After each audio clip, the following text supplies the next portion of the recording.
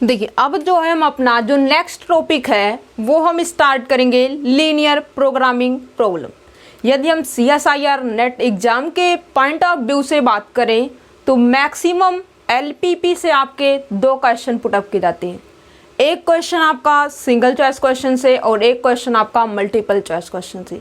यदि आपसे 2 क्वेश्चन नहीं पुटअप किए गए तो 1 क्वेश्चन आपका नेट एग्जाम के अंदर फिक्स होता है, जो कि आपका पार्ट B का क्वेश्चन होता है। दैट मीन्स 3 मार्क आपके फ्री के नंबर होते हैं। ठीक है, तो उसके लिए आपको सिर्फ और सिर्फ यदि आप 2 डेज दे देते हो तो डेफिनेटली आप CSIR नेट के एग्जाम में 3 मार्क इजी वे में गेन कर सकते हो। और जो कि आपका यदि हम इस क्वेश्चन की बात करें तो ये आपका जो है पार्ट B में बिल्कुल यूनिट 3 के अंदर लास्ट में होता है। ठीक है, और यदि यहाँ पे हम पार्ट C के अंदर बात करें तो वो भी आपका यूनिट 3 के अंदर लास्ट में ही होता है। ठीक है, ओके। अब यहाँ पे जो है यदि हम LPP को देखें, LPP की, और यदि हम ओवरऑल LPP की स्टडी करें तो वो वहाँ पे स्टडी करना इजी काम नहीं है। दैट मीन्स यहाँ पे काफ़ी सारे आपके कॉन्सेप्ट बेस्ड क्वेश्चन होते हैं। ये मतलब ये हुआ कि यहाँ पे आपका प्रॉफिट और लॉस क्या है, प्रॉफिट और लॉस से रिलेटेड है आपका LPP। मीन्स यहाँ पे डिफरेंट टाइप के आपके प्रोडक्ट्स होंगे, डिफरेंट टाइप की आपकी मशीन होगी। इन सब चीज़ों के ऊपर, प्रॉफिट और लॉस के ऊपर मेनली जो आपकी LPP है ये चीज़ें बनाई गई है। और जो LPP है वो आपकी क्या है, LPP is a branch of operation research. ये आपके ऑपरेशन रिसर्च की एक ब्रांच है जिसका नाम दिया गया है LPP। ओके, अब यहाँ पे क्या होता है कि जो आपको यहाँ पे एग्जाम के अंदर जो टॉपिक आपसे पूछे जाते हैं वो सिर्फ और सिर्फ 2 वेरिएबल के ऊपर क्या है, आपको जो सब्जेक्ट टू द कॉन्स्ट्रेंट्स होता है वो आपको सिर्फ और सिर्फ 2 वेरिएबल के ऊपर पूछा जाता है। और यदि आपका ज़्यादा से ज़्यादा हो सकता है कि वो आपका 3 वेरिएबल से पूछ लिया जाए। यदि हम मैक्सिमम क्वेश्चन की बात करें तो वो आपका ज़्यादा से ज़्यादा 2 वेरिएबल के अंदर क्वेश्चन पुटअप करता है। ठीक है, और यहाँ पे एक मोस्ट चीज़ और बता देते हैं, यदि आप ओवरऑल LPP की स्टडी करते हो तो वहाँ पे आपको थोड़ा हार्ड वर्क करने की ज़रूरत होगी, थोड़ा प्रैक्टिस करने की आपको ज़रूरत होगी। लेकिन यदि आप एग्जाम के पॉइंट के सिलेबस को देखते हो तो वहाँ पे आपको सिर्फ 2 ही टाइप के क्वेश्चन पुटअप किए जाते हैं। आपको मैक्स जेड दिया होगा, क्या है, आपको ऑब्जेक्टिव फंक्शन मैक्स जेड के फॉर्म में या फिर मिन जेड के फॉर्म में, मीन्स मैक्सिमाइजेशन जेड हो या फिर minimization of the objective function Z हो। ठीक है, तो यहाँ पे 2 ही आपके क्वेश्चन, या तो मैक्सिमाइजेशन के क्वेश्चन आपसे पूछे जाएंगे या फिर मिनिमाइजेशन के क्वेश्चन आपसे पूछे जाएंगे। और वेरिएबल आपका क्या होगा, 2 वेरिएबल। और वहाँ पे जो ऑप्शन होगा, ऑप्शन में आपसे ज़्यादा से ज़्यादा ये पूछ सकता है कि उसके पास बाउंडेड सोल्यूशन है या फिर अनबाउंडेड सोल्यूशन है, फेसिबल सोल्यूशन है, ऑप्टिमल सोल्यूशन है। यदि है तो वो कितना है, कैसे आप उसको जो है कोई नंबर दे देगा कि है इसका मैक्स जेड की वैल्यू इतनी आएगी, क्या कुछ आएगी। ठीक है, तो सिर्फ और सिर्फ आपसे यही क्वेश्चन पुटअप किया जाता है। और ज़्यादा से ज़्यादा वो क्वेश्चन आपसे जो है LPP that means graphical method और सिंप्लेक्स मेथड और डुअल से, प्राइमल से, सिर्फ और सिर्फ ये छोटे छोटे जो आपके 4 टॉपिक है, ये आपका ग्राफिकल मेथड, सिंप्लेक्स मेथड और आपका डुअल और प्राइमल, ज़्यादा से ज़्यादा आपको यही 4 टॉपिक से LPP के अंदर क्वेश्चन पुटअप किए जाते हैं। और भी ज़्यादा टॉपिक होंगे जो आपके LPP के अंदर स्टडी किए जाते हैं, बट यहाँ पे जो आपके एग्जाम के अंदर टॉपिक पूछे जाते हैं वो मोस्ट इम्पॉर्टेंट यही आपके 4 टॉपिक है। ठीक है, अब यहाँ पे आपको जो है एक चीज़ और सिखानी है। मतलब ये रहा कि जो आपको यहाँ पे मैक्स जेड होता है या फिर मिन जेड होता है, क्या है, जो मैक्स जेड होता है या फिर मिन जेड होता है, तो वहाँ पे आपको करना क्या होगा। तो उसके लिए जो है आपको यहाँ पे ग्राफिकल मेथड होगा, 2 वेरिएबल के अंदर होगा, तो उसको हम कैसे सॉल्व करेंगे। 3 वेरिएबल में दे देगा तो उसके अंदर हम कौन सा मेथड यूज करेंगे, वो ज़्यादा सिंपलेस्ट वे देगा। तो ये चीज़ें हम स्टडी करेंगे। तो और उससे पहले हम आपको ये बता दें कि LPP की जो स्टडी है वो आप यदि किए होंगे तो BSc के दौरान भी किए होंगे, ऑप्शनल पेपर था। फिर आपने जो है MSc के दौरान भी LPP की स्टडी की हुई है। ठीक है, BSc MSc जो भी आपका सिलेबस रहा उसके अंदर यदि आपने नहीं किया है तो दैट मीन्स ये आपके लिए मोस्ट इम्पॉर्टेंट टॉपिक है। इसलिए जो है इन्होंने क्या किया है, जो आपके CSIR नेट एग्जाम में है वो आपके ये टॉपिक को भी इंक्लूड किया गया है। ठीक है, तो यहाँ पे देखिए अच्छे तरीके से एक सिस्टमेटिक वे में स्टडी करते हैं और अपना जो 3 मार्क बिल्कुल फ्री का नंबर है उसको हम इजी तरीके से गेन करने की कोशिश करते हैं। ठीक है, पहले हम क्या करेंगे, इसके ऊपर कुछ क्वेश्चन करेंगे और क्वेश्चन को साथ साथ हम असाइनमेंट को भी करते हुए चलेंगे। क्या है, क्वेश्चन को भी करेंगे, वहाँ पे लॉजिक देखेंगे कि कैसे क्वेश्चन को सोल्व किया जाता है, कैसे उसका कंप्लीट बायोडाटा तैयार किया जाता है, फिर उसके बाद जो उसका ग्राफ कैसे ड्रा किया जाता है, फिर उसका सोल्यूशन कैसे देखा जाता है, उसकी मैक्सिमम जेड की वैल्यू कैसे फाइंड आउट की जाती है, उसके मिनिमाइजेशन जेड की वैल्यू कैसे फाइंड आउट की जाती है, फिर प्राइमल सोल्यूशन के बारे में और डुअल के बारे में स्टडी करेंगे। ठीक है, तो यहाँ पे हम असाइनमेंट को साथ ही साथ करते हुए चलेंगे और यहाँ पे जो आपको थ्योरी भी बतानी होगी उसको हम इसी के साथ बताते हुए चलेंगे। ठीक है, और ये आपका मोस्ट इम्पॉर्टेंट टॉपिक है LPP। ठीक है, तो 3 मार्क आप बिल्कुल फ्री में लेना चाहते हो तो ये आप इसके ऊपर LPP के ऊपर सिर्फ और सिर्फ 2 डेज का टाइम दीजिए। क्या है, यदि आप इसको एक अच्छे तरीके से आपने BSc के अंदर और MSc के अंदर दोनों के अंदर आपने स्टडी नहीं किया है तो लगभग आप इसको 5 डेज दीजिए। 5 डेज यदि आप दे देते हो तो देखिए यहाँ पे आपको हर एक क्वेश्चन बिल्कुल सिंपलेस्ट वे में हम समझाने की कोशिश करते हैं और आई होप ये चीज़ें आपको जो है जो ये कवर करने वाले हो वो आप सिर्फ और सिर्फ 5 डेज के अंदर ज़्यादा से ज़्यादा क्वेश्चन की जितनी प्रैक्टिस करोगे, जितने अपने माइंड से रिमेंबराइज करते रहोगे, वो चीज़ें आपके माइंड में ऑटोमेटिकली सेट हो जाएंगी। यदि आपने नहीं भी सीखा हुआ है तो भी कोई प्रॉब्लम नहीं है। आइए यहाँ पे सीखते हैं, एक क्वेश्चन लेते हैं। क्या है, अब यहाँ पे इसका जो क्वेश्चन का लेवल है, जो पैटर्न है उसको दिखाते हैं। LPP के अंदर जो आपका देखिए, पहली बात तो आपको ये बता देते हैं और दूसरी बात देखिए। फर्स्ट आपका ये है, क्या है, पहली बात ये है कि जब आपको मैक्स जेड मतलब जो आपका ऑब्जेक्टिव फंक्शन है, क्या है, जो आपका ऑब्जेक्टिव फंक्शन है वो आपको मैक्स जेड या तो वो मैक्सिमाइजेशन का प्रॉब्लम होगा या तो वो मिनिमाइजेशन का प्रॉब्लम होगा।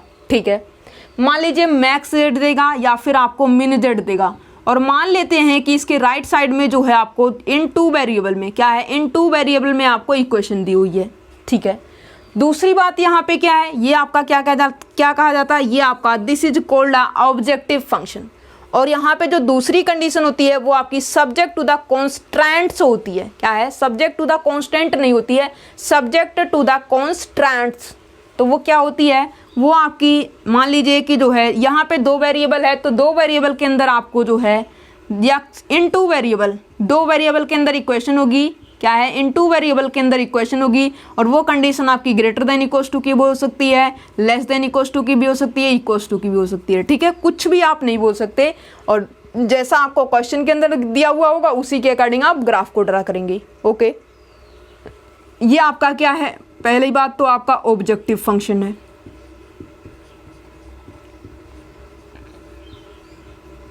और दूसरी बात ये है कि ये आपका क्या है, ये आपका जो है सब्जेक्ट टू द कॉन्स्टेंट्स,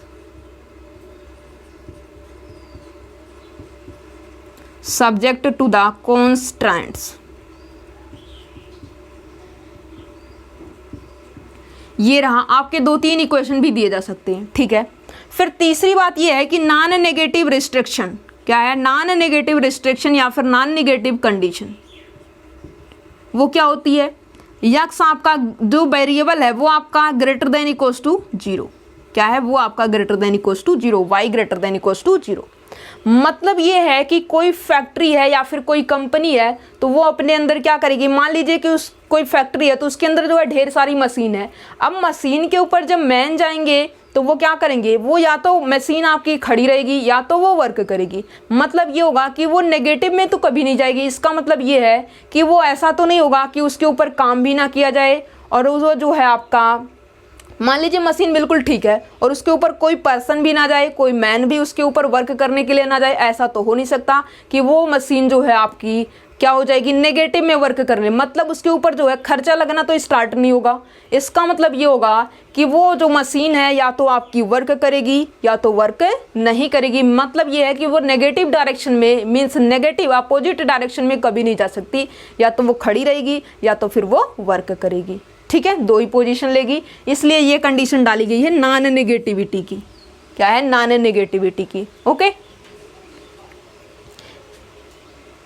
ये आपका जो है LPP का पूरा ये रहा, पहले आपको ऑब्जेक्टिव फंक्शन होगा, फिर आपका सब्जेक्ट टू द कॉन्स्ट्रेंट्स होगा, फिर आपकी नॉन नेगेटिव कंडीशन। कि जिस भी क्वेश्चन के अंदर ये 3 चीज़ें आपको दी हुई है, दैट मीन्स वो जो LPP की प्रॉब्लम है वो आपकी करेक्ट लिखी हुई है। क्या है? वो प्रॉब्लम आपकी करेक्ट है। कोई आपको सिर्फ ऑब्जेक्टिव फंक्शन दे दे, ये चीज़ें ना दे, दैट मीन्स वो प्रॉब्लम आपकी LPP नहीं है, वो आपकी रॉन्ग LPP दी हुई है।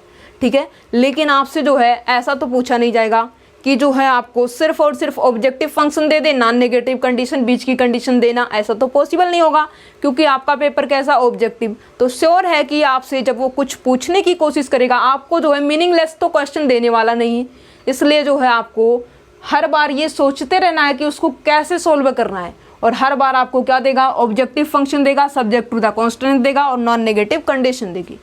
ठीक है, और ये जो आपका है बिल्कुल इजी कॉन्सेप्ट है। क्या है? जो आपका नेट के अंदर पूछा जाता है वो आपका बिल्कुल इजी कॉन्सेप्ट है, एक क्वेश्चन की हेल्प से सीखते हैं। तो ये चीज़ें आपको ग्राफ भी ड्रा करना सिखाते हैं, और उसके अंदर जो है आपको फेजिबल सोल्यूशन क्या होता है और ऑप्टिमल सोल्यूशन क्या होता है। क्या है? Optimal solution. ऑप्टिमल सोल्यूशन क्या होता है? या तो वो आपके सोल्यूशन को मैक्सिमाइज करेगा या तो वो मिनिमाइज करेगा, और वही आपका क्या कहलाएगा? Optimal solution. जो कि आपको पता नहीं है कि वो आपका मैक्स जेड है या फिर मिन जेड है। ठीक है, वो चीज़ें आपको चेक करनी होगी। ओके, अब यहाँ पे देखिए एक क्वेश्चन उठाते हैं और उसकी हेल्प से आपको ग्राफ को ड्रा करना सिखाते हैं। देखिए, कहता है does the following LPP has a feasible solution. यहाँ पे आपको ये बताना है कि जो आपकी LPP दी हुई है इसके पास जो है फेजिबल सोल्यूशन है या फिर नहीं है। देखिए, समझते हैं क्वेश्चन को। सबसे पहले यहाँ पे इसको लिख लेते हैं क्वेश्चन को। देखिए क्वेश्चन आपका क्या है।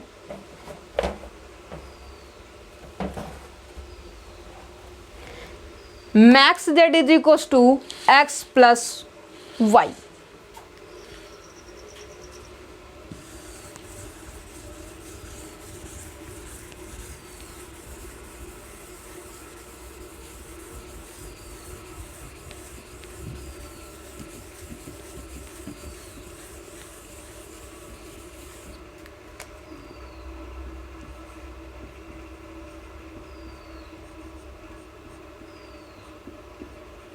ये आपका क्या है? Objective function. दूसरी बात ये है subject to the constraints.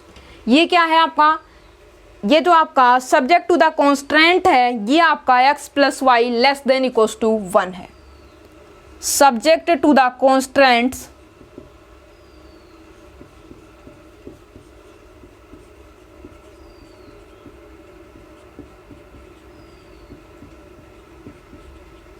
x plus y less than equals to 1। ठीक है, दूसरी इन्होंने कांस्टेंट जो दी हुई है वो क्या कहती है? 3x plus 4y less than equals to 4।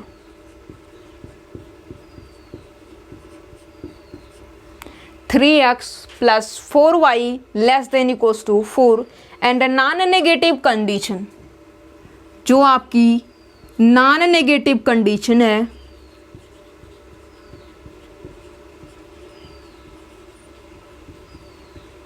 वो क्या है? वो कहती है कि जो आपका वेरिएबल x और y है, x और y को आप क्या मान के चलेंगे? x और y को आप मशीन मान के चलिए। ठीक है, या तो वो वर्क करेगी या तो वर्क नहीं करेगी, खड़ी रहेगी। खड़ी रहेगी मतलब इक्वल्स टू 0 होगा, उसका वर्क 0 होगा। तो x greater than equals to 0, या तो वो वर्क करेगी मशीन या तो वर्क नहीं करेगी। इसलिए या तो वर्क करेगी तो ग्रेटर देन 0 की कंडीशन होगी, और वर्क नहीं करेगी x इक्वल्स टू 0। ठीक है, और y भी आपका क्या होना चाहिए? Greater than equals to 0। x और y इसके पास 2 मशीन है, ऐसा मान के चलिए। ठीक है, अब यहाँ पे आपको क्या करना है? ये बताना है कि इसके पास फेजिबल सोल्यूशन है या फिर नहीं है। ठीक है, तो देखिए इसके लिए आपको जो है ग्राफ पहले ड्रा करना होगा। क्या है? First of all we draw a graph. अब यहाँ पे ग्राफ किसका ड्रा करना है? आपके माइंड में आ रहा होगा कि मुझे इसका ग्राफ ड्रा करना है, इसका और इसका। नहीं, ऐसा कुछ भी नहीं है। आपको ग्राफ किसका ड्रा करना है? सिर्फ और सिर्फ इस 2 इक्वेशन, जो आपका सब्जेक्ट टू द कॉन्स्टेंट्स होता है, इन्हीं जो इक्वेशन होती है इन्हीं के हेल्प से आपको ग्राफ ड्रा करना होता है। और आपको ऐसा भी नहीं होता है कि यहाँ पे 2 इक्वेशन है तो सिर्फ और सिर्फ आप एक का ग्राफ ड्रा करेंगे, ऐसा कुछ नहीं है। आपको दोनों इक्वेशन की ग्राफ को यहाँ पे XY प्लेन में रिप्रेजेंट करने की ज़रूरत है। और जब आप रिप्रेजेंट करते हो तो वही आपकी कंप्लीट ग्राफ होती है। देखिए ये आपकी कौन सी एक्सिस है, दिस इज एक्स एक्सिस, ये आपकी एक्स डैश, ये आपकी जो है वाई एक्सिस है और ये आपका वाई डैश है। ठीक है, ये तो आपका जीरो है ऑलरेडी, जो कि आपको पता है। अब देखिए यहाँ पे एक्स और वाई की वैल्यू कैसे निकालते हैं। देखिए यहाँ पे निकालने के लिए जो लेस देन इक्वल्स टू है या फिर जो ग्रेटर देन इक्वल्स टू है, इस बात को आप भूल जाइए, मिस कर दीजिए इसको, और इसको इक्वलिटी लेते हुए एक बार x is equals to zero, y की value y is equals to zero लेते हुए एक्स की वैल्यू फाइंड आउट कीजिए। तो यहाँ पे जब आप x की वैल्यू जीरो करते हो तो यहाँ से y की वैल्यू क्या मिलती है, y की वैल्यू आपको 1 मिल जाती है। जब आप y is equals to zero करते हो तो x की वैल्यू कितनी मिल जाती है, y जीरो है तो x की वैल्यू 1 है। देखिए अब यहाँ पे x और y क्या है, यहाँ पे आपका x है, यहाँ पे आपका y है। देखिए यहाँ पे दो वैल्यू है ना, दो वैल्यू है। जब x की वैल्यू जीरो है तो y की वैल्यू 1 आ रही है, जब y की वैल्यू जीरो है तो यहाँ पे x की वैल्यू 1 आ रही है। क्या है, y इक्वल्स टू जीरो, तो यहाँ से आपको x की वैल्यू 1 आ रही है, जो कि आपने ये बनाया है। मतलब ये रहा कि x y इसका पॉइंट आप बना दीजिए एक बार 0 और 1। इसी जीरो को करने से y की इसके करस्पॉन्डिंग वैल्यू है ना कि आप x की वैल्यू 0 यहाँ पे लिखेंगे y की 0, ऐसा मत कीजिए। जब आपने x की वैल्यू 0 लिया है तो उसकी करस्पॉन्डिंग y की वैल्यू कितनी आई है, 1। तो यही आपकी x की वैल्यू 0, y की वैल्यू 1 है। फिर इन दो को एक साथ कंबाइन कीजिए। x की वैल्यू कितनी है, पहले x की वैल्यू लिखी जाएगी, बाद में आपके y की वैल्यू लिखी जाएगी। ठीक है, x की वैल्यू कितनी है 1 और y की वैल्यू 0 है। ये आपका 0 1 1 0। देखिए ये आपका क्या होगा 1 और ये आपका क्या होगा 1, ये आपका क्या होगा -1, ये आपका क्या होगा -1। ठीक है, अब यहाँ पे x की वैल्यू 0, y की वैल्यू 1, यहाँ पे x की वैल्यू 1, y की वैल्यू 0, x की 1 y की 0। देखिए x की वैल्यू 1 तो आपको यहाँ पे आपको मिलेगा 1 और 0। ओके, फिर यहाँ पे x की वैल्यू 0, y की वैल्यू 1, आपको मिलेगा ये लाइन, क्या है, ये पॉइंट मिलेगा। x की वैल्यू तो 0 है और y की वैल्यू आपको 1 है। अब आप क्या करेंगे, इस दो इक्वेशन को मीट करवाएंगे, इस दो पॉइंट को मीट करवाइए। तो ठीक है, हमने इस तरीके से मीट करवा दिया। ये आपकी किस इक्वेशन की लाइन है, ये आपका जो है x plus y less than equals to 1। देखिए जब भी आपको लेस देन इक्वल्स टू दिखाई दे, क्या है, जब भी आपको लेस देन इक्वल्स टू दिखाई दे, दैट मीन्स आपको क्या करना है, ओरिजिन की तरफ आना है। क्या है, ओरिजिन तो आपका 0 0 है। क्या है, ओरिजिन आपका 0 0 है। अब देखिए यहाँ पे जो है इसके अंदर का कोई भी पॉइंट उठाइए, क्या है, इसके अंदर का जो पॉइंट है वो आपको क्या मिलेगा, यहाँ पे x की वैल्यू 1 है और ये आपका 1। ठीक है, और यहाँ पे इन दो के बीच का जो पॉइंट है वो तो इसके अंदर होगा, मीन्स 1/2 और 1/2। देखिए 1/2 प्लस 1/2 आपको मिलेगा 1, जो कि ये कंडीशन सेटिस्फाई है। इसका मतलब ये है कि आपने एक पॉइंट को भी देख करके चेक कर लिया और आपको ये भी पता होनी चाहिए कि जब आपको लेस देन इक्वल्स टू की कंडीशन आए, दैट मीन्स आपने जो लाइन ड्रा किया है उस लाइन के नीचे आना है, दैट मीन्स आपको ओरिजिन की तरफ आना है।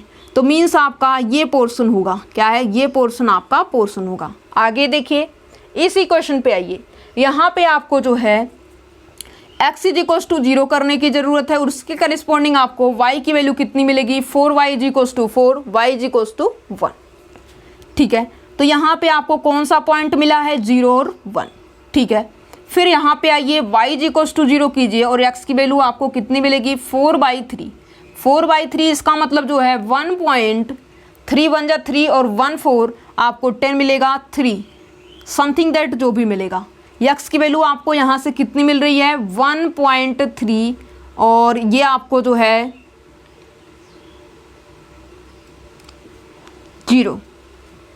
देखिए यहाँ पे x की वैल्यू 0, y की वैल्यू 1, x की वैल्यू 0, y की वैल्यू 1, जो कि आपका यही पॉइंट रहा। ओके, अब यहाँ पे x की वैल्यू 1.33, मतलब ये रहा कि आपको यहाँ कहीं का पॉइंट मिलेगा। हम मान लेते हैं कि यहाँ कहीं पे आपको 2 मिलेगा और ये आपका कैसा पॉइंट है, 1.33, मीन्स ये आपका 4/3 और 0 है। क्या है, 4/3 और 0 है। अब आपको क्या करना है, इस दो पॉइंट को मीट करवाना है। क्या है, इसको और इसको मीट करवाना है। दैट मीन्स आप कैसे मीट करवाते हो, इस तरीके से करवाने वाले हो। और ये आपकी कौन सी इक्वेशन है, ये भी इक्वेशन आपकी जो है 3x + 4y less than equals to 4 है। ठीक है, अब यहाँ पे आपको करना क्या है, देखिए ये भी आपके लेस देन इक्वल्स टू की कंडीशन थी तो आप कहाँ आ रहे थे, ओरिजिन के पास, और ये भी आपकी लेस देन इक्वल्स टू की कंडीशन है, तब भी आप कहाँ आओगे, ओरिजिन के पास। मतलब ये रहा आपका। और यहाँ पे जो है यदि हम ये भी इसके नीचे आता है, ये भी इसके नीचे आता है, यदि हम कॉमन पोर्शन की बात करें, किसकी बात करें, अब यहाँ पे ये भी आपका जो है देखिए ए बी सी और डी, देखिए जो आपका ए डी ओ, ये छोड़िए ए, इसको चलिए ओ मान देते हैं, ओरिजिन है, और ये आपका जो है बी सी है। देखिए आपको जो है ओ ए सी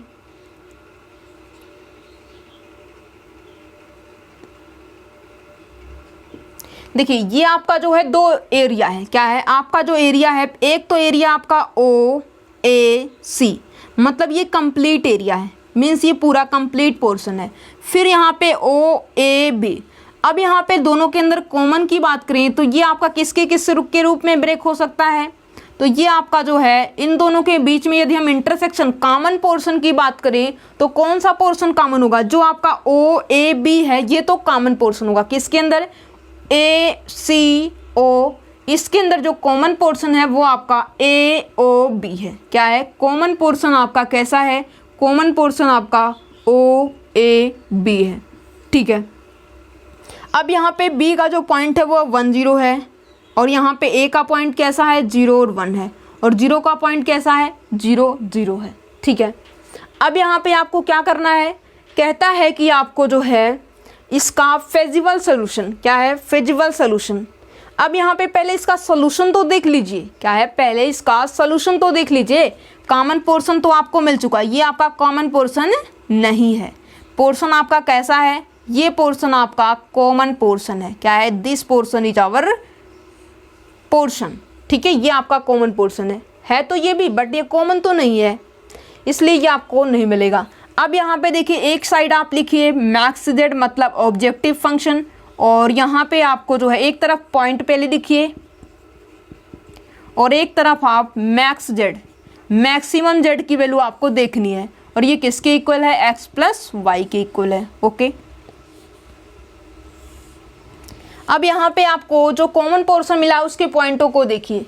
पहला पॉइंट 0 है जो कि आपका 0 0 है, दूसरा पॉइंट आपका बी है जो कि आपका 1 0 है, थर्ड पॉइंट आपका ए है जो कि आपका 0 और 1 है। ओके, अब यहाँ पे इसके अंदर आइए, यहाँ से आपको जो है जेड की वैल्यू क्या मिलेगी, मैक्सिमम मतलब बड़ी से बड़ी। आप ये देखेंगे कि किस कॉमन पोर्शन के जो पॉइंट लिए गए हैं उनके ऊपर कौन सी ऐसी वैल्यू है जो आपके ऑब्जेक्टिव फंक्शन को मैक्सिमाइज कर रही है, और वो मैक्सिमम वैल्यू कितनी है वो चीज़ें आपको देखने की ज़रूरत है। अब यहाँ पे देखिए 0 और 0 है, तो यहाँ पे x की वैल्यू 0, y की वैल्यू 0, आपको आंसर कितना मिलेगा, 0 मिलेगा। यहाँ पे आइए, यहाँ से आपको x प्लस वाई, क्या है ये आपका x प्लस वाई है, और यहाँ पे आपका 1 प्लस 0 आपको मिल जाएगा 1। अब यहाँ पे आप आओगे z is equals to 0 plus 1, ये भी आपका 1 हो जाएगा। अब यहाँ पे क्या हो चुका है, 2 आपको, मतलब ये है कि मैक्स z की वैल्यू आपको कितना मिल रही है, 1 मिल रही है। मतलब ये है कि ये जो आपका 1 है यही आपकी मैक्सिमम वैल्यू है, क्या है, जो आपका 1 है यही आपके ऑब्जेक्टिव फंक्शन की मैक्सिमम वैल्यू है, क्या है, मैक्सिमम वैल्यू है। अब ये बताइए कि जो ये पॉइंट आपका 1 0 है या फिर जो 0 1 है, ये दोनों पॉइंट आपका, मतलब ये आपका सोल्यूशन है, क्या है, ये आपका सोल्यूशन है। जब ये आपका सोल्यूशन है तो यहाँ पे आपको ये बताना है कि ये आपका फेजिबल सोल्यूशन है या फिर नहीं है। देखिए कॉमन पोर्शन के जो पॉइंट है वो तो इसके सोल्यूशन होंगे, क्या है, कॉमन पोर्शन का जो पॉइंट होगा वो तो इसका सोल्यूशन होगा। मतलब ये है कि 0 0 1 0 और 0 1 में इसका कॉमन सोल्यूशन कौन है और फेजिबल सोल्यूशन कौन है, क्या है, कॉमन सोल्यूशन भी बताइए, आपको मिलेगा कॉमन पोर्शन ए ओ बी, और यहाँ पे इसके फेजिबल सोल्यूशन की बात करें तो फेजिबल सोल्यूशन आपका क्या होता है वो चीज़ें समझते हैं, या फिर जो सोल्यूशन होता है वो आपका क्या होता है वो चीज़ें भी समझते हैं।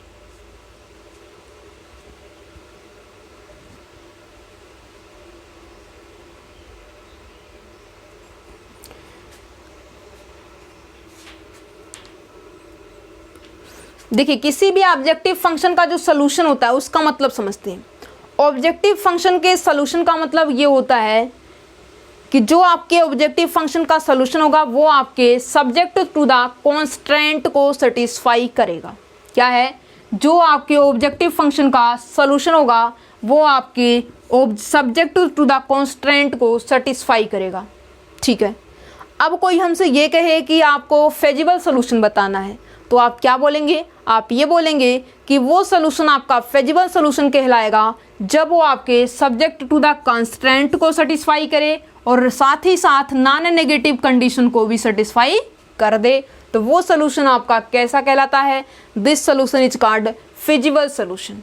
अब यहाँ पे x की वैल्यू देखिए, ये तो आपका जो भी है इस कंडीशन को तो सेटिस्फाई करेगा। इसको भी उठा लीजिए, दोनों इक्वेशन को सेटिस्फाई, इसको उठा लीजिए, दोनों इक्वेशन सेटिस्फाई, इसको भी उठा लीजिए, दोनों इक्वेशन सेटिस्फाई।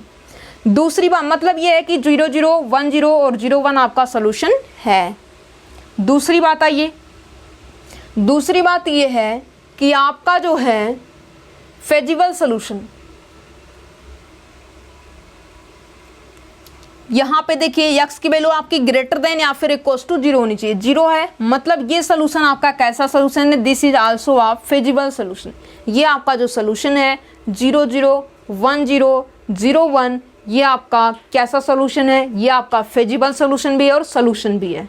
ठीक है, और आगे से आप जो है याद भी रखेंगे कि जो आपका सोल्यूशन होता है वो आपके सिर्फ और सिर्फ सब्जेक्ट टू द कॉन्स्ट्रेंट को सेटिस्फाई करता है, और जो आपका फेजिबल सोल्यूशन होता है वो आपके सब्जेक्ट टू द कॉन्स्ट्रेंट्स के साथ ही साथ आपके नॉन नेगेटिव रिस्ट्रिक्शन को या फिर नॉन नेगेटिव कंडीशन को भी सेटिस्फाई करता है। ठीक है, आई होप ये क्वेश्चन आपको अच्छे तरीके से समझ में आया होगा। एक बार फिर से रिवाइज करते हैं। देखिए यहाँ पे देखिए आपको क्वेश्चन गिवन है, subject to the constraint given है, नॉन नेगेटिव कंडीशन गिवन है। तो आपने पहले क्या किया है? First of all we draw graph. हमने क्या किया है? सबसे पहले हमने ग्राफ ड्रा करने की कोशिश करी है। जब आप ग्राफ को ड्रा कर देते हो वहाँ से आपको कॉमन पोर्शन मिलेगा और कॉमन पोर्शन से आपको आइडिया लगेगा कि कौन कौन इसका सोल्यूशन है और कौन कौन इसका सोल्यूशन नहीं है, और वहाँ से आप मैक्स जेड की वैल्यू भी बता सकते हो। यदि आपसे कोई पूछे कि इस जो है एलपीपी का मैक्स जेड की वैल्यू कितनी है तो आप तुरंत ये बताएंगे इस एलपीपी के अंदर जो मैक्स जेड की वैल्यू है वो आपको 1 मिल रही है। ठीक है, अब यहाँ पे आपने इसको क्या किया है? एक बार x को 0 करके y की वैल्यू निकाला है, दूसरे टाइम आपने y को 0 करके x की वैल्यू निकाली, जो कि आपने ये किया। और जो यहाँ पे लेस देन इक्वल टू है, ग्रेटर देन इक्वल टू है या फिर जो इक्वल टू है उस चीज़ को आप भूल जाइए, सबको इक्वल टू लेकर के सोल्व कीजिए। वहाँ से आपके 2 पॉइंट मिलेंगे। क्या है? 2 वेरिएबल के अंदर इक्वेशन है, वो आपके 2 पॉइंट मिलेंगे जो आप क्या करेंगे? मीट करवाएंगे इस तरीके से। ठीक है, आपको लेस देन इक्वल टू की कंडीशन डाली गई है तो आप ये समझ के चलिए कि आपको ओरिजिन के पास आना है। यदि यहाँ पे x plus y greater than equal to 1 होता तो आपको ये समझना चाहिए था कि हमें कहाँ जाना है? ओरिजिन से दूर की तरफ जाना है।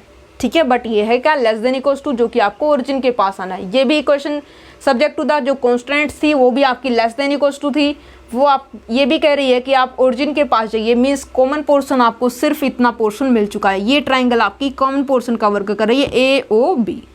ठीक है, फिर आपने जो है इसके कोऑर्डिनेट को देखा। क्या है? इसके कोऑर्डिनेट को देखा 0 1 0 0 1 0, जो कि आपने ये लिखा। मैक्स जेड की वैल्यू आपने इस तरीके से फाइंड आउट कर ली है और आपको पता ही चल चुका है फेजिबल सोल्यूशन और सोल्यूशन में क्या डिफरेंस है।